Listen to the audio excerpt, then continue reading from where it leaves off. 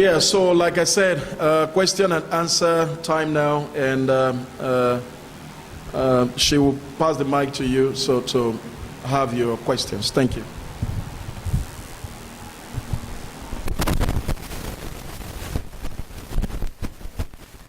Good afternoon, everybody.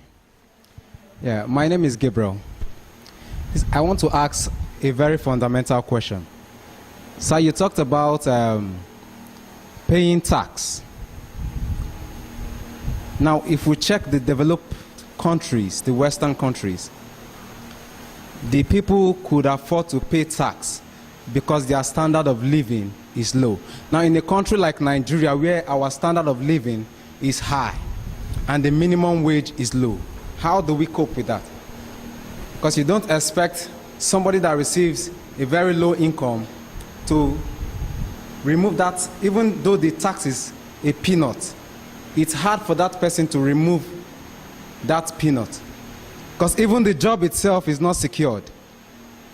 So how do we expect that person to pay a tax on a low income? Any more questions?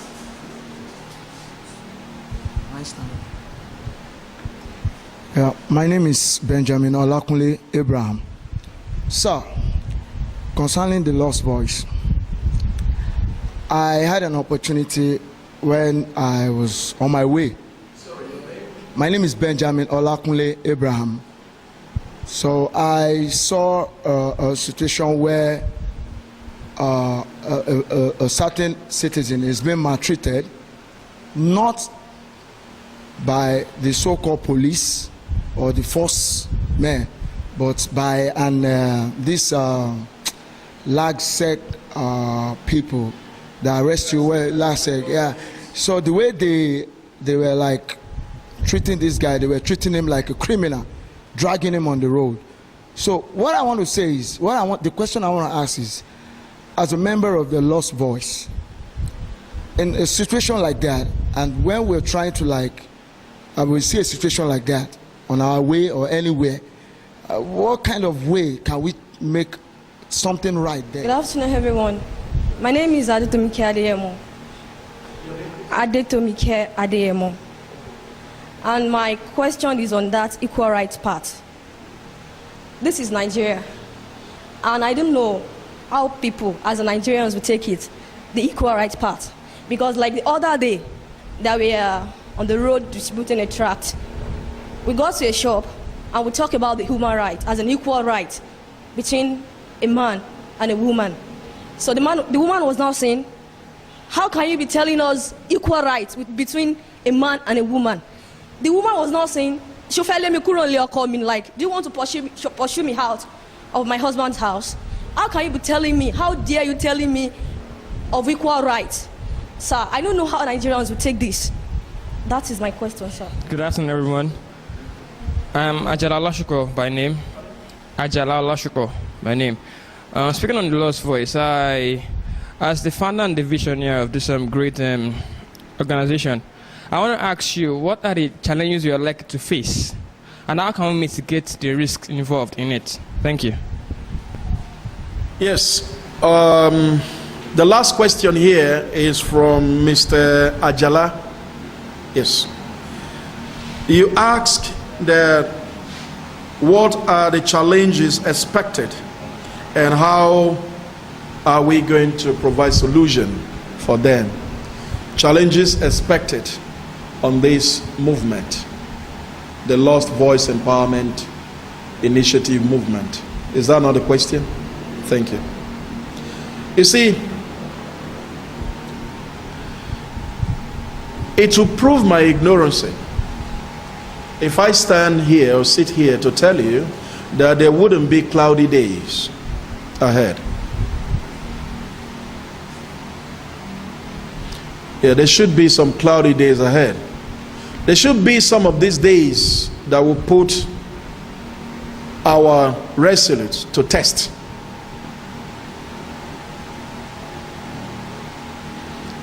Someone once said in the British Empire, he said, nearly every man have a solution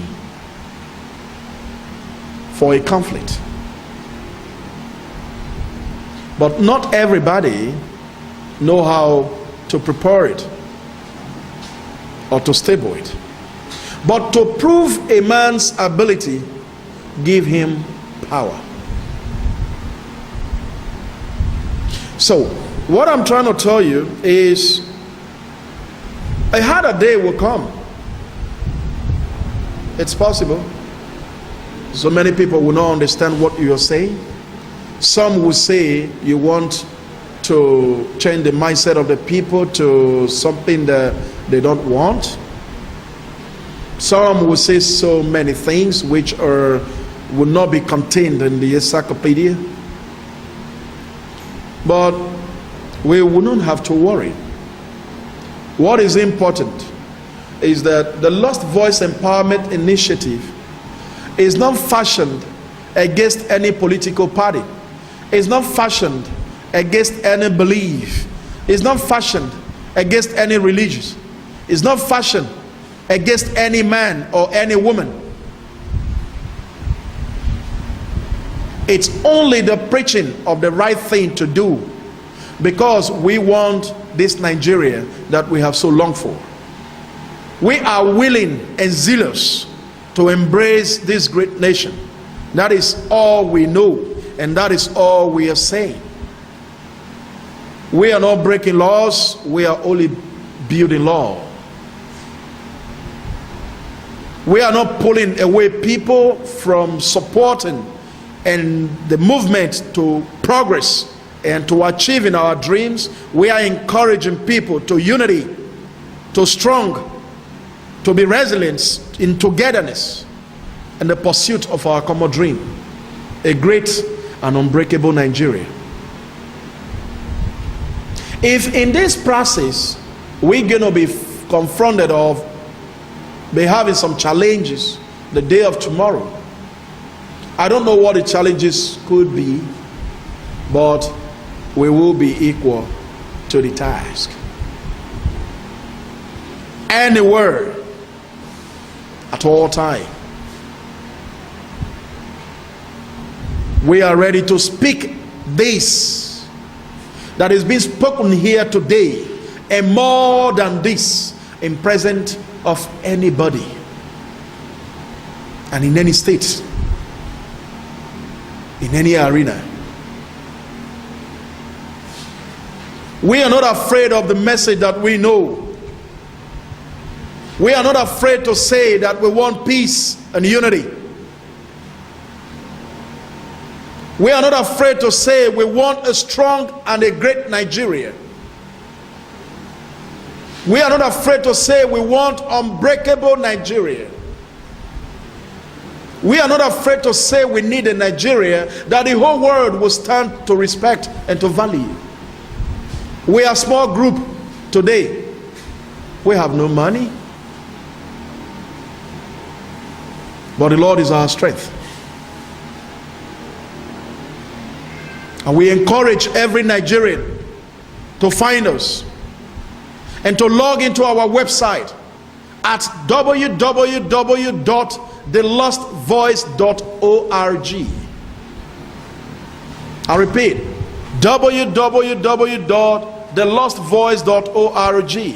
Log in and be a member and join us in this movement, because in togetherness we can make it great. I hate when people are saying Nigeria is dead, Nigeria is this, Nigeria is scattered. I hate hearing it, because if you don't value your dress and throw it on the floor, the next man will use it to clean the water. I value what I have. This is the only country that I have, the only identity that I bear. I need no other passport. I told some of you sometime in 2005 in Europe, in the city of Seville, I was due for European nationality, and my lawyer Pedro called me and said, why not solicit for this?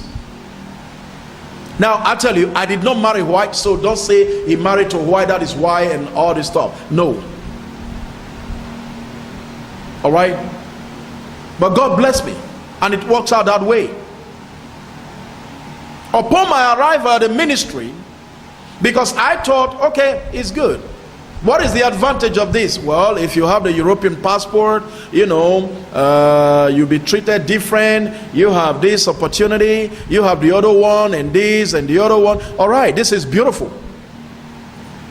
But what I forgot to ask was, what are the implications? I went to the ministry, I got there and got the form. Haven't filled the form. It was my turn. They called me in. I met with the judge, where I have to take the oath and swore the flag,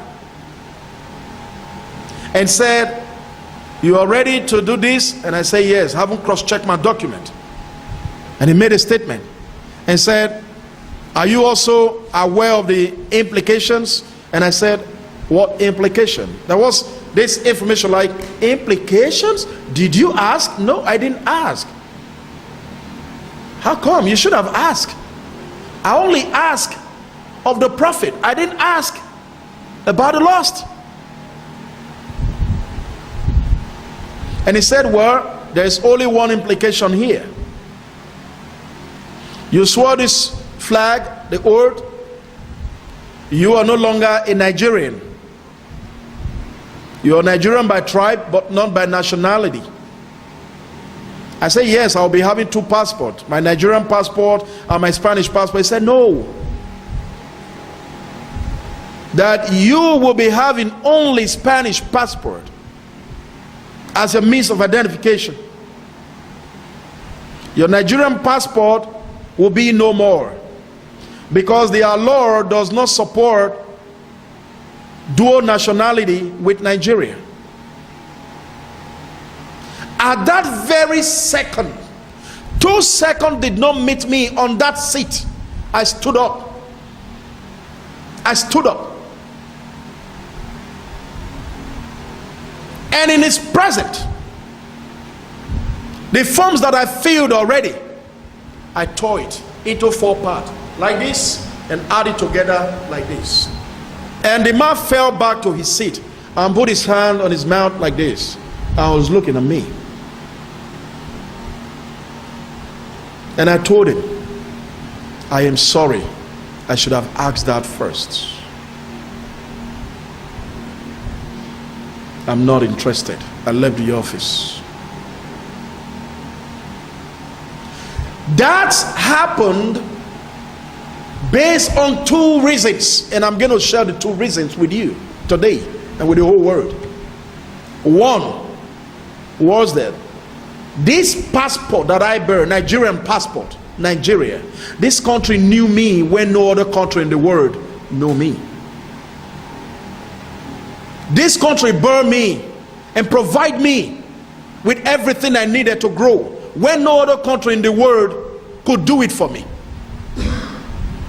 And 2, and most importantly, is that I can have any nationality I want to, but I can never be a white man.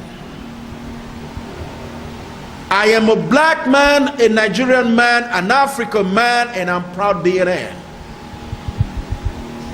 I'm not going to change my identity and my nationality for anybody if I cannot preserve mine.